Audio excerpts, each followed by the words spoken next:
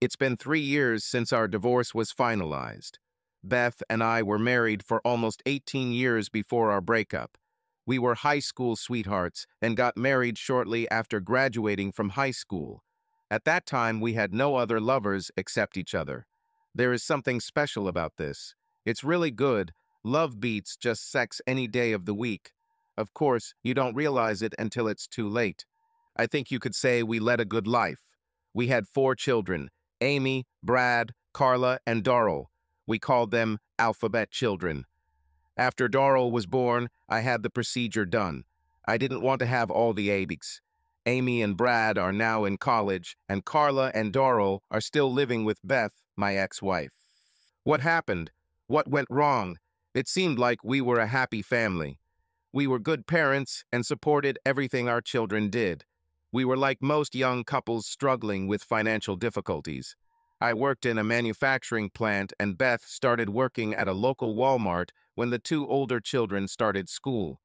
The younger children went to kindergarten when we were not home to look after them. It wasn't the best decision, but that's how people live in today's society. I often wonder how my parents and grandparents coped when women didn't work. I don't know whether to blame society or materialism. We wanted a lot of stuff, and we wanted it too quickly. Our personal life started out wonderful, like most young couples. We did this all the time, day and night. But when the children were born, we began to do this less and less. This is probably what happens in most families. We just didn't find the time, or so we thought. Looking back, the problem was us. We began to take each other for granted. Our sex life has become a get-it-done-soon thing. In a way, things became boring, but only because we didn't put the love into it that was there before. Eventually, I was promoted to supervisor. Our financial situation has improved significantly.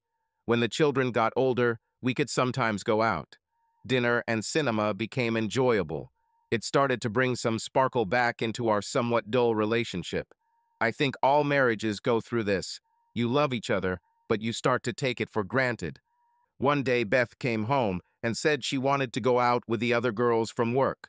I didn't see anything wrong with this because our children are old enough to take care of themselves. This happened about 4 years ago. Beth put on trousers and a blouse. She looked good. She was always worried about her weight, like many women, but she always looked good at any weight. When she returned home, I asked her how she spent her time. She said everything went well and talked about some of the other girls. I had nothing against Walmart, but many of the women who worked there were divorced or separated from their husbands. This didn't seem like the right company for Beth. I told her about this, and she got angry at me for speaking badly about her friends. I didn't say anything like that, I told her. It's just that these women are looking for men, and you will be with them. She looked at me with slight guilt. We were together for 18 years. I knew all her moods. I knew I had struck a nerve. Have you danced with men? I asked. She took a moment to respond, but then said, I didn't do anything wrong. Yeah, I danced with a couple of guys, and that's it. I knew there was a little more going on, but I didn't press her at the time. She said that she and her friends were going to go out once a month. I didn't like it very much, but what could I say? All I could do was wait and watch. The following month, she wore a skirt with tights. I watched her get dressed. She didn't tell me much. I told her that I would wait for her. It was already after midnight when she returned. She looked at me and headed to the bedroom to change clothes. As she walked toward the bedroom, I asked her, You were wearing pantyhose when you left. Where are they? It was hot, so I took them off, was her only answer.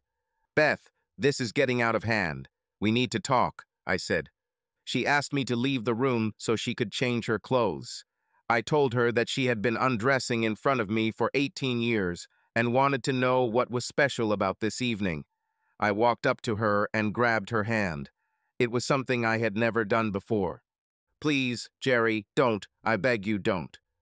She knew what I was going to do, and yes, she wasn't wearing panties. She started crying, and I pushed her away. Well, I guess that explains the lack of tights, doesn't it? I said. Sorry, Jerry. It just happened. I was at a party and drinking, and Joe kept telling me how beautiful I was, and then he kissed me. I've never been with anyone but you, Jerry.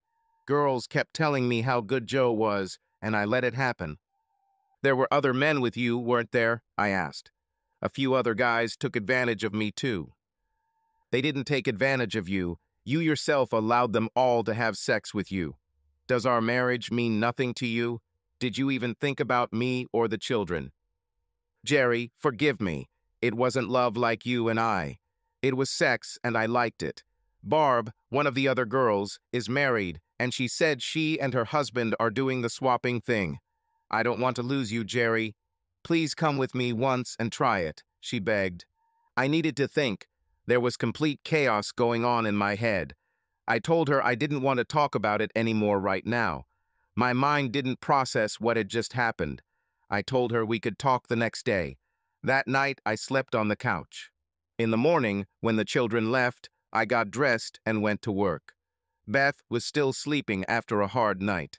I couldn't concentrate on my work and took the afternoon off. I drove to where Beth was working and approached her. She smiled at me. She was working as a cashier that day, and her friend Barb was at the register next to her. I read her name on the badge. Darling, why aren't you at work? Her friend Barb kept giving me glances. I'm going to see our lawyer Jeff today. I'm going to get a divorce. I turned and left. Behind me, I heard Beth yelling for me to wait. She had a customer at the checkout counter and didn't know what to do. I think she panicked. I didn't wait. I quickly left the store, got into the truck, and drove away. I drove straight home and packed most of my clothes. I threw everything into boxes and loaded it into the truck. I didn't know where I would go, but I knew where I didn't want to be. I left a note for my children. I wrote that their mother and I were getting a divorce and that she would explain everything to them. I'd really be interested to know how she was going to explain it. He'll probably blame it on me. She was good at blaming me for everything. In the end, I went to my parents. They were in their 60s and had been married for over 40 years. I told them that Beth and I were separating and would probably get divorced. I know it upset them because they really loved Beth, and it must have been a shock to them. I told them that I needed somewhere to live, and they offered me a whole basement. It was completely renovated and had a nice bedroom, a small kitchen, and even a living room. They said I could stay as long as needed. They rarely used the basement anymore. They didn't like walking up the stairs. About 2 years ago, they moved the washer and dryer upstairs after Mom had a hip replacement. I told Mom and Dad that Beth wanted more freedom. Explaining that she wanted to have sex with other people was quite difficult. I didn't want to tell my parents about this. I simply told them that Beth and I disagreed on many issues and that we didn't think we could agree. They didn't like this explanation, but that's all I could tell them for now. I finally reached Jeff, our lawyer, and he said that Beth had already called him twice. I asked him if he would represent me or her. She doesn't want a divorce, Jerry. She thinks you can work things out. Answer my question, Jeff. Are you her lawyer or mine? I asked again. I'm her lawyer, Jerry. She called first, and I took her case. Sorry, if you had called first, I would have been yours. Please talk to her, Jerry. You are both my friends, and I hate seeing you in divorce court. Did she tell you why I left? Why do I want to get a divorce? I asked. She said you had an argument about her going out. She got drunk and cheated on you, he replied. Time for truth, Jeff. She left after I told her that I had a bad feeling about this. She had sex with 3 men and then invited me to go on a partner swap with her friends. Here's the deal for you, Jeff. I'm going to turn to Sally Black. We both know she's the best at it. I'll ask her to contact you as soon as we've discussed everything. Thanks for the help, Jeff. I turned around and walked out. Sally was the best divorce lawyer in the state. She was very tough. I knew several men who tried to oppose her, and they all ended up with nothing. I called Sally, and she made an appointment for me the next day. She told me not to talk to Beth until we had a meeting. I asked her about the kids, and she told my parents to call them and let them know we would talk in the next few days. My parents actually called the kids and talked to Amy, our oldest daughter. They told Amy that I would contact them and talk to them in the coming days. They also mentioned that if any of the kids have an emergency, they can call them, and also that I will live with my grandparents. About 2 hours later, Beth called the house. She told my father that she needed to talk to me. I shook my head no, and my father said my lawyer told me not to talk to her that day. I will contact her after meeting with a lawyer. I heard my father say to Beth, "Beth, I don't know what happened between you two, but you must have hurt Jerry badly. I've never seen him like this." He talked some more and hung up. Then he looked at me and said, "Beth said to tell you that she loves you and asks you not to do this to your family." I was furious. I knew that she would shift everything onto me, make it my fault. My mother left the room, and I told my father the truth. I told him not to tell his mother because it would crush her. She loved Beth. My father had tears in his eyes as he left the room. My father was quite a sentimental man. The next day, I still went to work. I was not allowed to take personal calls at the plant except in emergencies. I told my boss that I had filed for divorce and asked that Beth not take emergency calls. I was happy to work. It helped take my mind off of Beth. I met Sally after work. She was a beautiful woman, but purely businesslike. "Jerry, what do you want to achieve in this situation?" she asked. "To be honest, I'm not sure myself. You see, I love Beth. I really love her and probably always will.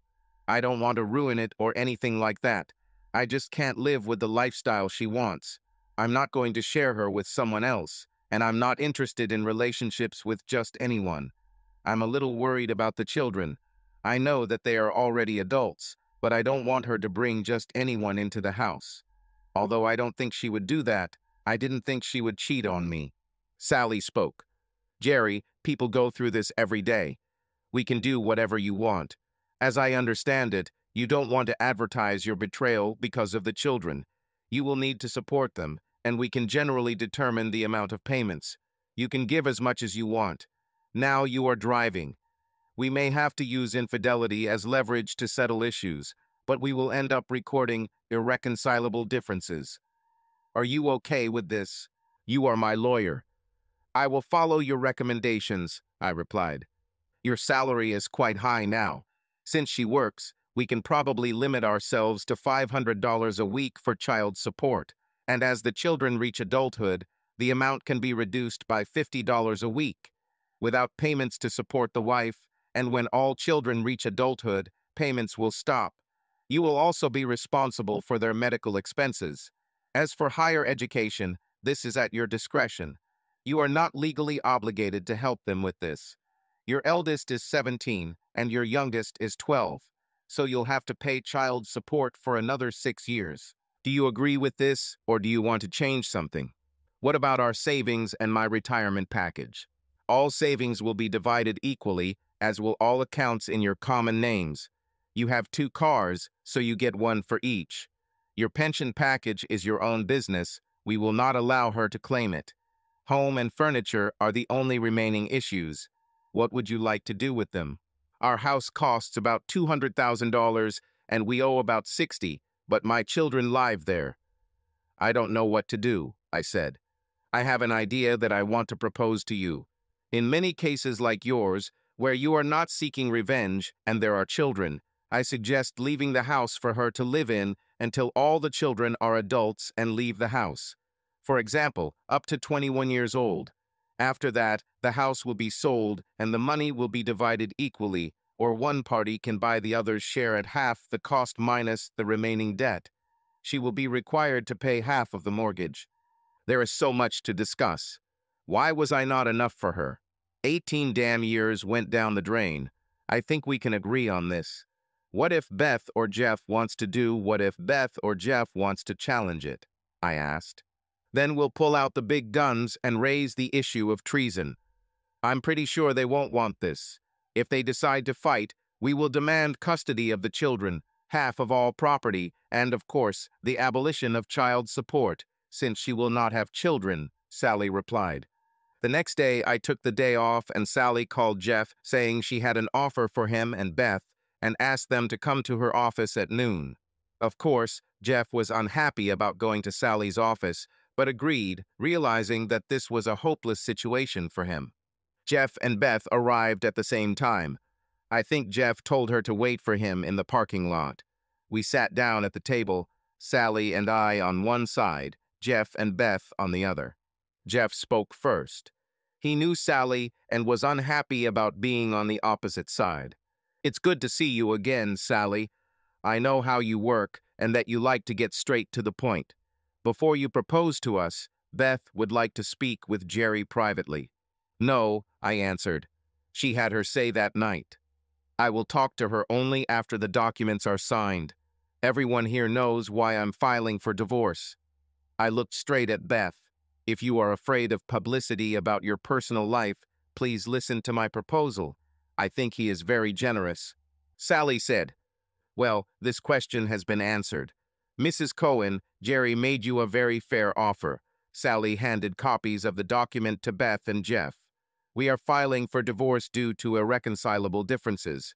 As you can see, it offers you a decent allowance while your children live at home. The only controversial issue is the house. I think Jerry offered a fair solution here as well." Jeff spoke again. "We need time to study this document and consider a possible counterproposal. Sally, I'll talk to Beth and get back to you in the next couple of days. Jeff, so that we understand each other, there will be no counter offers. If you reject this offer, which I consider extremely unreasonable, Mr. Cohen will file for divorce on the grounds of adultery and will seek custody of the children and the house," Sally stated firmly. Beth raised her head and began to cry. Sally played hard, and it hurt me to see Beth cry. Beth grabbed a pen and, without even reading the document, asked where to sign. She began to cry even harder, afraid that she might lose her children. "Mrs. Cohen, please calm down," Sally said. "Jerry doesn't want to hurt you or the children.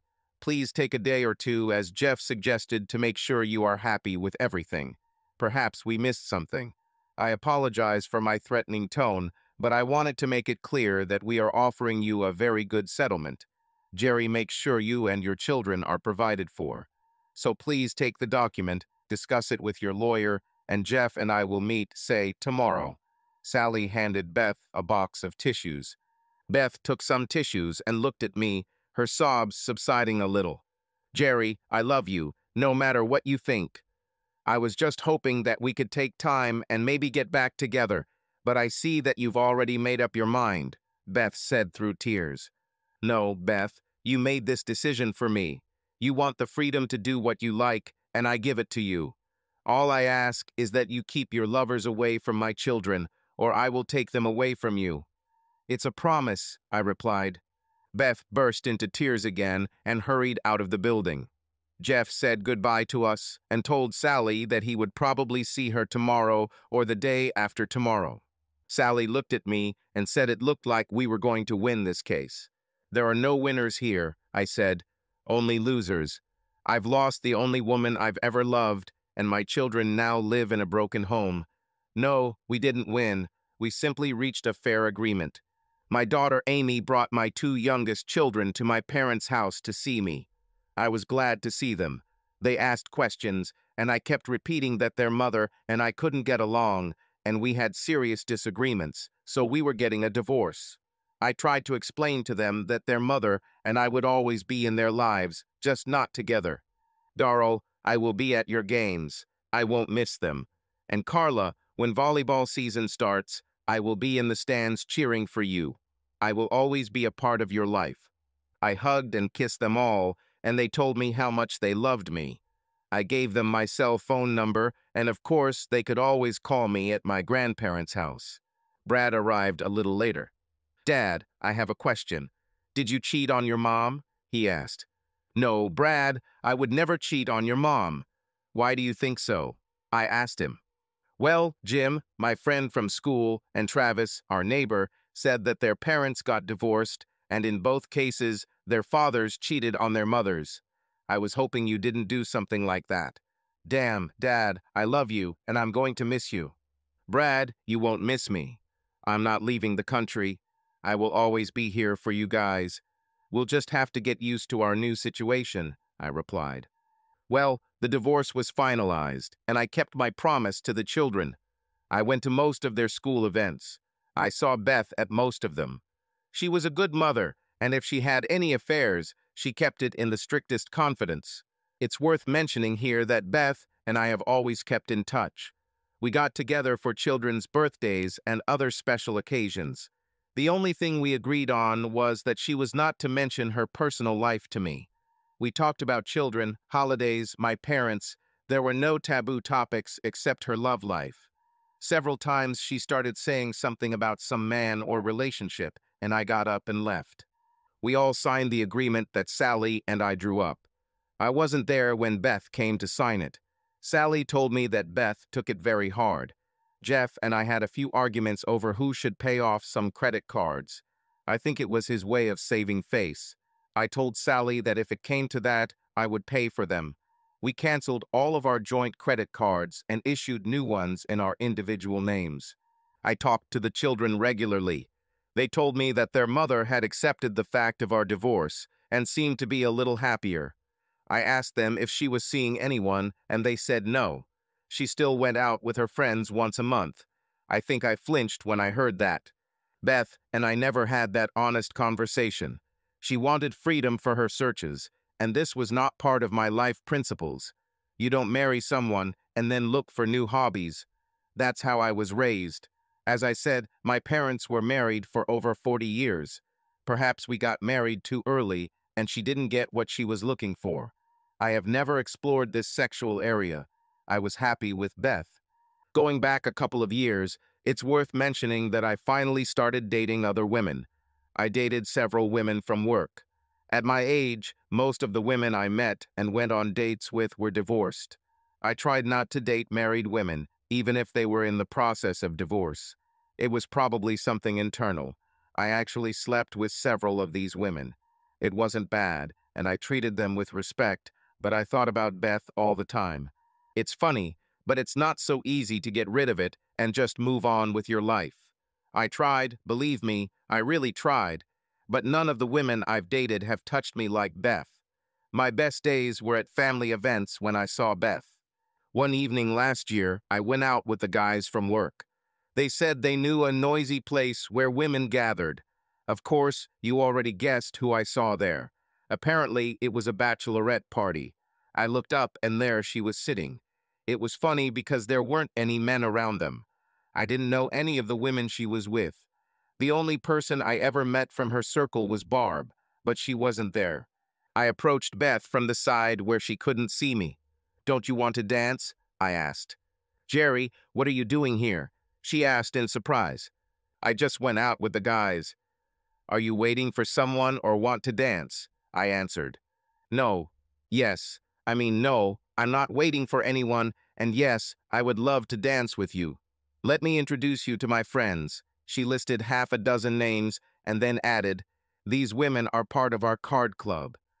About once every 6 months, instead of playing cards, we go out somewhere, and today is just such a case. Now, how about a dance?" We went out on the dance floor, and I held her in my arms.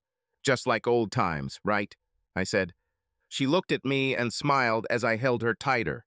We had 2 slow dances in a row, and then the band started playing a fast tune. "I never knew how to dance to songs like this," I said as I led her back to her table. She looked a little upset that I took her back. "Ladies, it was nice to meet you. I better go back to my friends." It didn't feel right when I left. I didn't want to see if another man approached her. I told my friends that I had to leave and that I would see you later. As I walked out the door, I looked back and saw Beth staring after me. The next day she called me. She said that she was pleased to see me and that she enjoyed my company. She asked me to help her organize Amy's wedding reception. My eldest daughter was getting married. It seemed like just yesterday I was holding her in my arms, and now she was ready to start her life with a young man. It's funny that Beth called the day after I saw her, because I knew Amy's wedding was in a year. I told her it was a little early since the wedding was still a year away. She replied that everything needs to be booked in advance. I suggested that she call Amy and discuss all the details with her. After all, it was her wedding. Once they have everything planned out, I'll look at the financial side. She agreed and said that she would call Amy and start making plans. I wanted Beth to understand that one dance doesn't mean we're back together. About a month later, I called her to see how the preparations were going. Carla answered the phone and said Beth was out with her friends. I felt irritated, but I had no right to be. We had already been divorced for over 2.5 years. I asked Carla how often her mom goes out, and she said about once a month. I called my friend Pete and asked if he wanted to go to a bar with me. He was also divorced and loved the company of women. We walked in, and it was crowded. I saw Beth at a table with a group of people, both men and women. I decided to go to hell with her and went looking for another woman to dance with. I noticed one young girl. She was about 30. She was dressed quite sexy, a miniskirt and no bra. Pete said, "Damn, wow, look at these girls sitting separately." They sat with other women dressed just as skimpily. They were just a few tables away from Beth and her group. I was walking towards Beth's desk, and she noticed me. Her mouth literally dropped open, but I walked past her table and headed towards the table where a young girl in a miniskirt was sitting. "Would you like to dance?" I asked her. "Of course, I like older men, especially good-looking ones," she answered. I knew she said it loud enough for Beth to hear. We got up and started dancing. I pressed her to me. "I'm Jerry, and you are a very beautiful woman," I said. We danced almost in front of Beth's table. "I'm Rachel, and it's nice to meet you, Jerry." I held her close and tried not to look at Beth. The men at Beth's table looked at Rachel's legs. The next song was fast, but Rachel and I stayed on the dance floor. I knew this would offend Beth since I had never fast danced with her. A slow song was next, and I hugged Rachel tightly again. She just smiled at me. After the song finished, I took her back to her table and told her that maybe we could dance some more later. Rachel replied, "I wish I could." Pete has just returned to our table. He was dancing with one of the other girls who were sitting at the same table as Rachel. I was drinking my drink when Pete suddenly said, "There's a pretty chick coming." He had never met Beth, but there she was, walking towards our table. "Will you dance with me?" she asked. I looked at Pete as if she was asking him. "Jerry, answer me," she said urgently. I stood up and said, "It will be a pleasure." I turned to Pete and said, "Pete, meet Beth, my ex-wife." Pete's jaw dropped because he had just called her a chick. As we danced, Beth said, "What was that? This girl was just hanging on you. Isn't that why we got divorced? You wanted me to have sex with other women so you could have sex with other men," I answered. "Jerry, please, you and I never talked about this." I was wrong. "Look, Beth, you came home cheating on me, and all you can say is, I was wrong. Maybe I should also have sex with this girl, and then I can say that I was wrong too. Besides, we are no longer married. When you had your coven, you were my wife." "My wife, damn it," I answered in irritation. Then a guy standing nearby came up to us and said to Beth, "You are supposed to be my date, and you went to dance with this guy," he told Beth.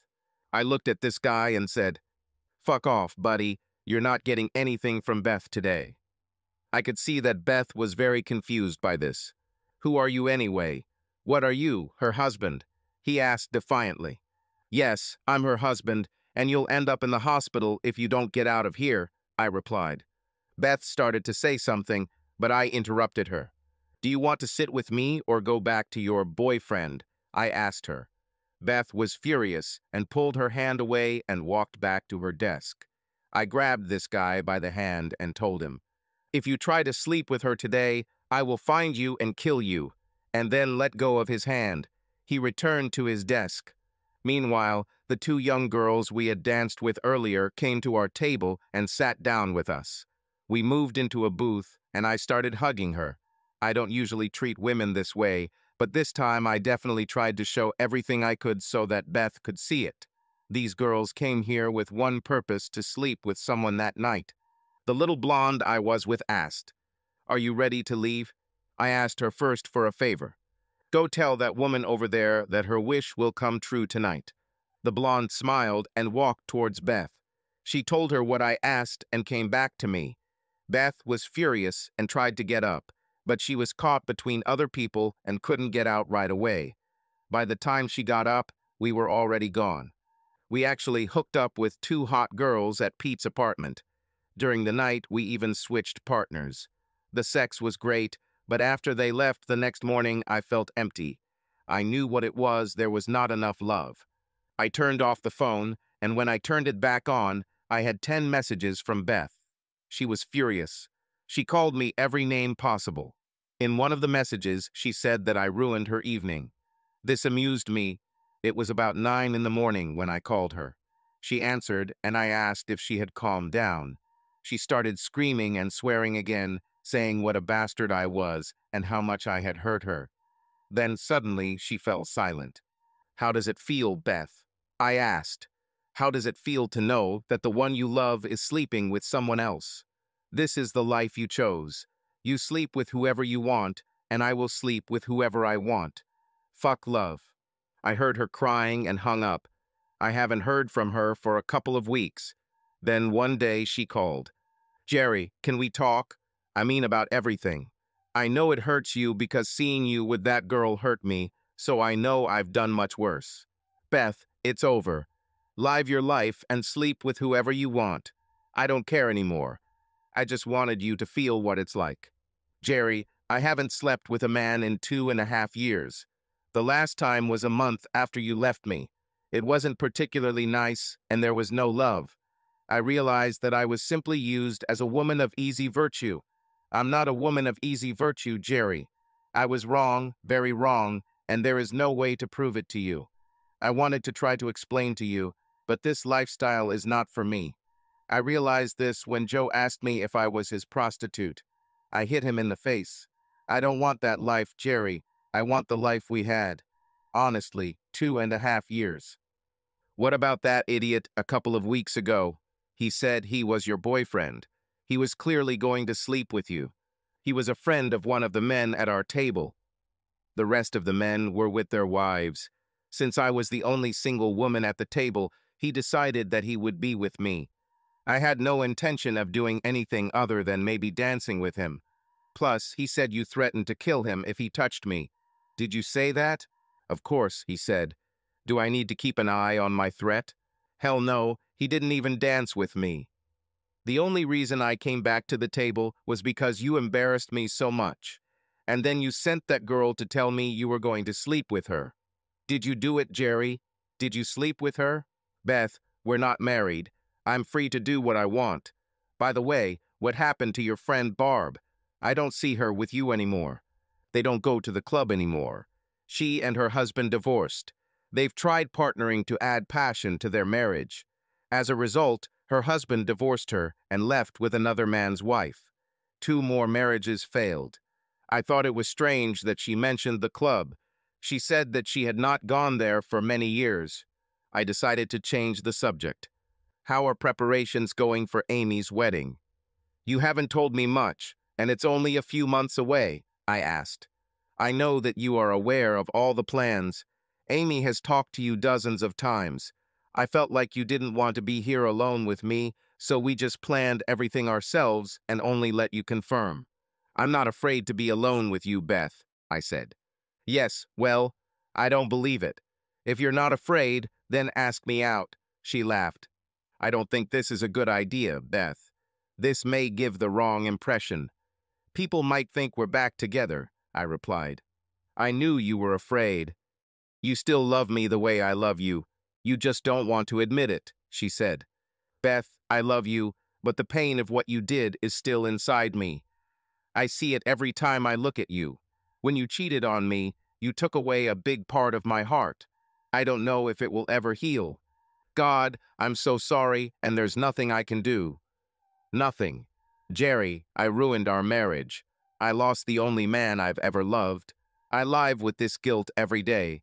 I hoped that one day maybe we could be together again. I didn't know what to think. We never talked about it like that, and then I heard this. God, my head was in complete chaos. I wanted her. I loved her. I hated what she did to me and our marriage. What if she carried out her thoughts? Is she trying to guilt-trip me? I should have known more before I believed her. I couldn't live with it if she died. I thought I knew her well enough to know if she was lying. But now I wasn't sure. I had to find out, but how? We all have these thoughts from time to time. Thank God we are not implementing them. I had to tell her something, but what exactly? Beth, I'm hungry. Would you like to have lunch with me at Red Lobster? Could we discuss what we should give Amy for her wedding? All I heard for the next 30 seconds was sobbing. Then a quiet voice said, I wish I could. You see, Beth, this is not for sex. It's just lunch and a little talk about Amy's wedding. I understand. I could almost hear her smile. I picked her up, and she stood on the porch, waiting for me. God, she was beautiful. She was wearing a cute dress that showed off her slender legs. I drove up, and she almost ran to the car. She got into the car and just smiled. We talked about trifles, avoiding heavy topics. She said that she bought a dress for a wedding. She said I should go to a tuxedo fitting. I knew I'd have to wear a tuxedo, but no man is particularly happy about that. Without thinking, I asked Beth if she would come with me to see what I would look like. I haven't worn a tuxedo since our wedding almost 22 years ago. She looked surprised, and so did I. It just came out I was so used to asking her opinion when we were married. Yes, I would love to go with you. Just tell me when. I couldn't take back what I said, so I said next Saturday would be fine. I needed to be careful. I could get into trouble. We sat down at the table and both ordered iced tea. We always ordered the same thing. We had so much in common. Beth, I need to ask you something, but I need to know the truth. I promise, after your answer, we will not discuss this topic anymore. Did you really mean what you said about dying? She looked at me, and a tear sparkled in her eyes. Don't worry, I won't cry. I've cried enough in the past 3 years. In answer to your question, yes, I did think about it. I already said that I came out once after you left. I know this will sound stupid, but I did it to get revenge on you. Revenge on me? I don't understand. I was all confused, and felt abandoned by you. I know it wasn't your fault, but I wasn't thinking clearly at the time. So I went out again with the intention of taking revenge on you. I didn't like it at all, and then I was about to leave, but he called me his woman of easy virtue. I slapped him and then came home crying. The children were already asleep, and I just felt that my life was over. I went and got a whole bottle of sleeping pills and was about to take them when Carla came up and asked if she could sleep with me. She said she needed me. I started crying while holding my little girl in my arms, and at that moment I prayed to Almighty God for help. Calm came over me, and I decided that the children needed me, and that maybe you would see how I had changed and would want to come back to me. Her words moved me to tears. Luckily, by then our dishes had arrived, and we changed the subject and started eating. After eating, I asked if she wanted to go to the cinema. We chose a good comedy film to laugh at. I took her home, and she asked me if I wanted to come over. I said not yet, that I had a lot to think about, and before she got out of the car, she leaned over and kissed me. I didn't stop her. I love you, Jerry, just remember that. She left, and I didn't say anything, and she went into the house. Something didn't fit. She has already told me twice that she only participated in the partner exchange once, a month after I left. I wanted to believe her, but the puzzle didn't fit. It's one thing to visit a club. You need to have a partner. Who was her partner? It couldn't be this Joe because she swapped partners with him. Then her words about death, she said this several times, but only mentioned sleeping pills. I wanted to believe her, but I needed answers. My main problem was where she went every month and with whom for 2.5 years. The children never mentioned meeting anyone. Maybe she was being honest with me and I was becoming paranoid. All our free time was devoted to preparing for Amy's wedding. I had lunch with Beth, Amy, my son Brad, and Amy's fiancé Ben. We were on our way to try on tuxedos. Honestly, I looked like a penguin, but Amy and Beth both said I looked handsome. Time flew by so quickly, and before I knew it, it was time for the wedding rehearsal. I came to the church and did everything that was required of me. Nothing complicated as Amy, and I walked down the aisle. I did stupid things like jumping and hopping, nothing bad, just having a little fun. I remember the pastor saying that the next day everything would be different. We may get nervous, so try to remember your roles. I thought, yeah, walk down the aisle and later say, her mother and me. What kind of person can't handle that? After that, we all went to a restaurant for dinner. I made sure I came it was something I didn't have to pay for. Before leaving home, Beth came up to me. I hardly spoke to her that evening.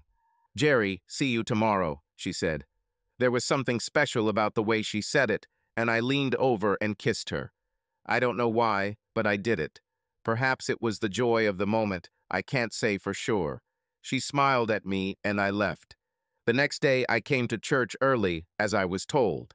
The bridesmaids and groomsmen were already there. People began to arrive. I started to get a little nervous. Beth was escorted to the front row. She looked so beautiful. She had never looked more radiant in her life than when she smiled at me. How is my penguin today? She laughed quietly. He's scared as hell. His daughter is getting married and his wife has never looked so beautiful, I replied. I realized I said it after I said it. But it was true, I had never seen her so beautiful. It's okay, honey, everything will be fine. You can handle it, just don't step on Amy's dress, she smiled. I went to the church exit to wait for Amy. When I saw her coming towards me, I started crying. She looked like a younger version of Beth. It's okay, Daddy. We can handle it. Mom told me to tell you that she loves you and that you don't step on my dress. This made me chuckle, so similar to her mother. A thought flashed through my mind. I hope Amy won't be like her mother in every way. My little girl is getting married. The music started, and the bridesmaids, flower girl, and everyone else had already made their entrances. Well, Dad, go ahead, Amy said when we entered the church temple. We started walking down the aisle. I kept telling myself, don't step on Amy's dress. My eyes were filled with tears as I walked my little girl down the aisle. This is real life, love, family, and friends.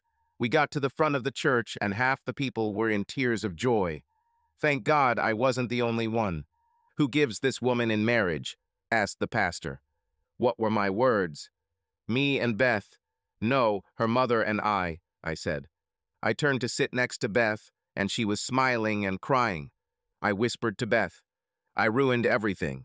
One stupid phrase, and I failed it.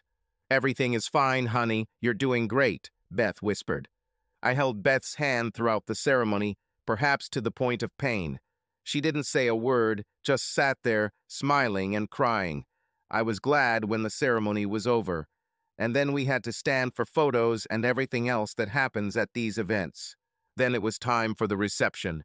I needed a drink and went to get one. Everyone was having fun. Amy and Ben were a wonderful couple.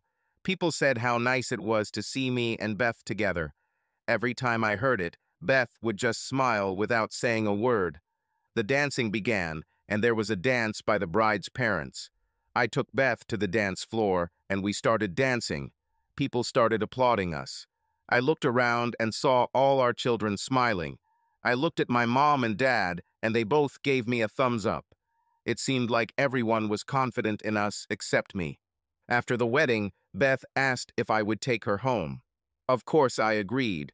When we arrived at the house, she asked me if I would come in. I replied, the children will be home soon, and I don't want them to misunderstand. They've already got it all wrong. They went home with your mom and dad and will sleep in your bed. The only place you can sleep tonight is my bed or Brad's bed, Beth replied. Will you open the door for me? She smiled. I decided, to hell with it. She wanted me, and I decided to follow my heart. I wanted to make sure I didn't propose or anything like that. I still had too many unanswered questions. I got out of the car and walked her to the door. I opened it, and she invited me in. Jerry, you don't have to marry me tonight. Maybe this moment will come, maybe not. But I want you to love me tonight the way you loved me before. I walked in, and we both slowly began to undress. She was the most beautiful woman I have ever seen. She told me it was because I was looking through the glasses of love. We made love that night. We did it again in the morning, and then she made me breakfast. Jerry, I'm not going to rush you or put pressure on you, but I will always be here for you, no matter how long it takes." I smiled at Beth and left. I didn't kiss her goodbye on purpose. I wanted her to understand that the sex was great, but I wasn't ready yet. I have a new problem to think about. Beth did things to me that we had never done before, and yet she said that she had not had a lover in almost 3 years. Something was wrong. I knew it, but I couldn't figure out what it was. Everything was too perfect. It was too easy. For more than 2 years, Beth said nothing about getting back together. And last year, she started throwing herself into my arms. I needed to know more. When I returned to Mom and Dad, everyone had already left. Dad asked if everything was okay because I looked worried. I explained to him that something was wrong and I needed to find out what it was. Even though it was Sunday, I called Sally, my lawyer. I explained the situation to her, and she also found it strange. She told me not to say anything for a few days. She had a private investigator who could figure out what was going on. Beth called on Monday and invited me to dinner. I said I was busy and would reschedule somehow. I didn't tell her that I was suffering from anxiety and that I was still trying to put 2 and 2 together, but I was stubbornly coming up with 5. On Thursday, Sally called me at work and asked me to urgently come to her office. She said it was very important. I asked for the rest of the day off and went to Sally's. When I arrived, Sally told me something I didn't want to hear. It turns out I was right about Beth. She was still in the club, and her partner was Jeff, her lawyer. Apparently, after I left, Jeff decided to take my place. Beth didn't give up her lifestyle, she just hid it from me. I asked Sally why Beth had been trying to get back with me for the last year. She had freedom and her own life. Why should she bother me? It's all about the money, Jerry. Over the past 3 years, she has taken out a $100,000 home loan. Instead of owing $60,000, you now owe $160,000, Sally replied. How did she get them? Wasn't my signature required to take out the money against the house? I asked. No, when you agreed to pay off credit cards, one of the loans was taken out against real estate. This allowed her to continue borrowing money up to a certain amount. The limit is almost reached. Your friend Jeff pulled this off quietly. We had no way to track this after you agreed to pay the credit cards. Sorry, Jerry, I should have kept an eye on this after the divorce was finalized, but we don't usually do this unless asked, and of course Jeff wasn't going to ask. Sally, when I spent the night with her, I checked her cabinets for prescription drugs. There was nothing there, so I called the doctor and asked if he had prescribed her sleeping pills in the last 3 years. He said no, and that Beth came in regularly for checkups. Moreover, she came every 3 months instead of 6. I asked if she had been tested for sexually transmitted infections, and he said she had been tested and was healthy. Thank God, at least for this, I thought. Thanks to the fact that I paid for medical services, I was able to find out at least this. What should we do now, Sally? I asked. The only debt you incurred was a loan on your house. We'll put a $40,000 bond on it, and if she ever decides to sell the house, you'll get your share. The rest is your loss. As for the children, 2 have already moved out, and 2 are old enough to decide whether they want to live with their mother, with you, or with your parents. It will depend on them. Jerry, since you said you were planning to move out of state, you'll probably be out of business. I'm sure they will want to complete their last years of study here. Thanks for everything, Sally. It seems that now everything depends on me. Please seize the funds from the mortgage on the house. If the children decide to live with my parents, I will need to transfer child support into their account. I returned home and talked to my mom and dad. I told them I could never go back to Beth. Although my father already knew about it, I explained everything as if he didn't know. Beth cheated on me, and I hoped she would leave that lifestyle, but she didn't. If she had been honest with me, perhaps we could have worked things out. I knew my parents were deeply saddened, but they needed to know the truth. I stopped by Beth's house while she was at work. I told the children the truth directly. Their mother cheated on me. I didn't tell them details and things like that. I tried to soften the story. He said he gave her a chance to change, but she didn't take it. I thought we had a chance at the wedding, but it turns out she was still lying to me. I will never be able to live with her or trust her again. There is no longer any strength left to forgive. Now I had to tell them I was moving out of state. I asked them to choose, stay with their mother, come with me, or live with their grandparents. Both younger children said they would stay with their mother. Even though she may have boyfriends, she has never brought them home. Carla told me that she never saw any strangers in the house. The only one who visited them was Jeff, but they had known him for years. I didn't have the heart to tell them that Jeff was one of her lovers. They all cried, saying they would miss me, but I explained that I would only be 5 hours away and could always come if they called me. They can also always come and visit me. "When are you leaving, Dad?" Brad asked. "Next week. As soon as I get settled, I'll give you my address and phone number. I love you all and will help you in any way possible." I called Beth at work. It was something I had never done before. "Beth, let's meet at the bar. I need to talk to you away from the children." She said she was finishing work in an hour and would be there. I'm sure she thought her plan worked and we'd be together again. When she arrived, I started our conversation. "Beth, I've been thinking a lot. Because of Amy's wedding and us making love, everyone thinks we're getting back together. Everything happens too quickly for me. Do you know that no one still knows why we got divorced? I look back at your life over the past 3 years.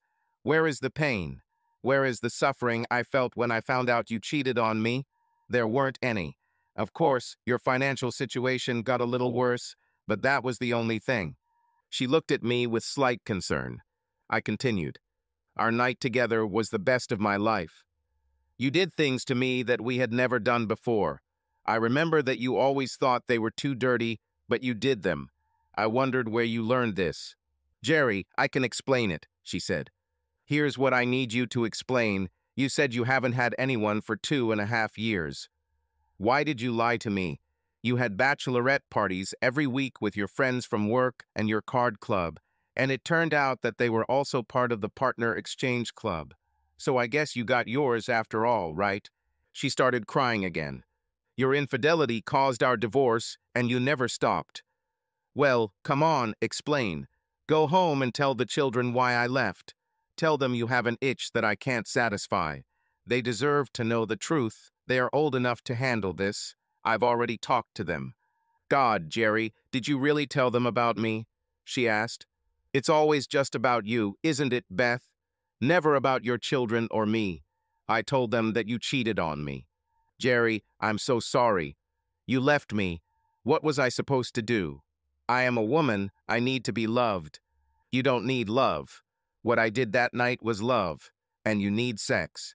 Did you think that I would never find out about this? How stupid do you think I am? I thought, what if we get married again, and then I catch you cheating again? Then it dawned on me your lover Jeff set all this up." "Jeff? How did you find out about Jeff? My God, what have I done?" "What have you done? You have ruined many lives, including yours. You gave up on a man who truly loved you and was almost ready to come back to you. You have lost the respect of your children, even though they will live with you. You hurt them all badly. You lie, you cheat, and now you want to steal money from me.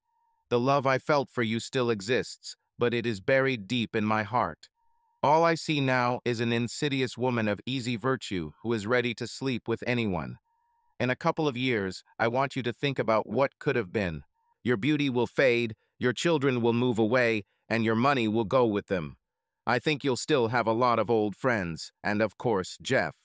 Although I doubt that he will stay with a poor woman of easy virtue." She was already crying very hard. "Jerry, I really love you. Please stay with me. I'll go to therapy or do whatever you want." I turned to her and said, "I forgot to tell you I'm moving to another state and leaving next week. Thanks for the goodbye sex. You're really good in bed, but of course you know that, just like God knows how many men you've dated. Goodbye, Beth. Have a good life."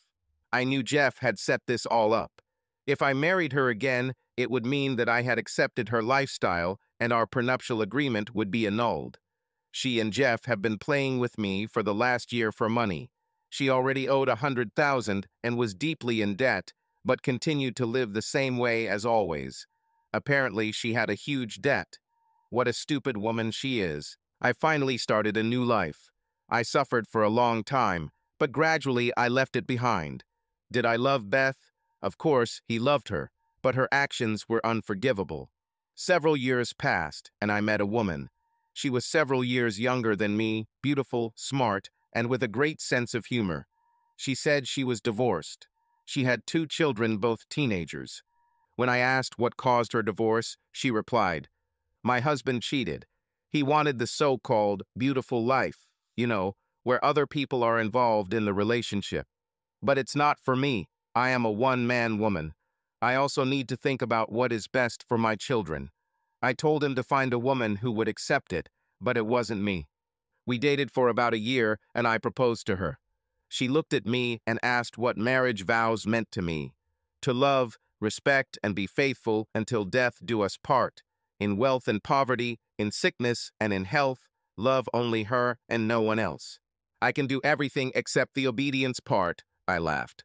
She knew my story and about my children with their strange names, and she found it funny. Her son's name was Aaron and her daughter's name was Faith. We got married and all my children came to the wedding. At first, they didn't want to come. I invited them to come before the wedding so they could meet my future wife face to face. They saw in her the kind and gentle woman that I saw. Of course, Amy and Brad were already married, and Carla was dating a guy. Darrell and Carla were still in college. They knew I needed a woman in my life. Mom and Dad also came to the wedding. They also fell in love with my bride. They knew my life was getting better again. My wife looked amazing, slim, beautiful, and damn sexy. Why any man would want to share her with anyone else was beyond me. We went on a short honeymoon and visited my parents on the way back. I showed my new wife the town where I grew up and the house where I once lived. Beth had to sell it due to debts. Thanks to Sally, my lawyer, I got $30,000 out of this deal. We returned home and started a new life. It was a simple life, but we were happy. We enjoyed it to the fullest, and our love relationship was amazing. We only had one problem, but we were able to solve it. You see, my new wife's name was Bethany. I remember her looking at me and saying we need to do something about this. She didn't want me to call her Beth, so we agreed that I would call her Honey. She said she doesn't care what others call her, but she doesn't want to hear anything from me other than Hanny. I remember asking her if I could call her Sweetie sometimes. She smiled and said, "It will be okay. When we make love, you can call me whatever you want, just not Beth." She laughed. Now I don't know what's going on with Beth. I removed her from my life. The children visit her and say that she lives alone in the apartment. They say she's fine. As for dating, they think she dates someone sometimes but doesn't really talk about it. They said she cried when she found out I got married. Of course they love and care for their mother. She'll be fine, they said. I just hope she's left that wild life behind her. I'll probably never know. I remember what Beth told me last time. "Jerry, I really love you and I want you to know that I will be waiting for you. I know you will come back to me. I'll wait as long as it takes." My answer was simple. Eternity is too long. Subscribe to our channel so that your love doesn't cheat on you, and go ahead and listen to the next story, because this story is nothing compared to the next one. If you're under 18, don't even think. Click to the next one. Click to the next one. Click to the next one.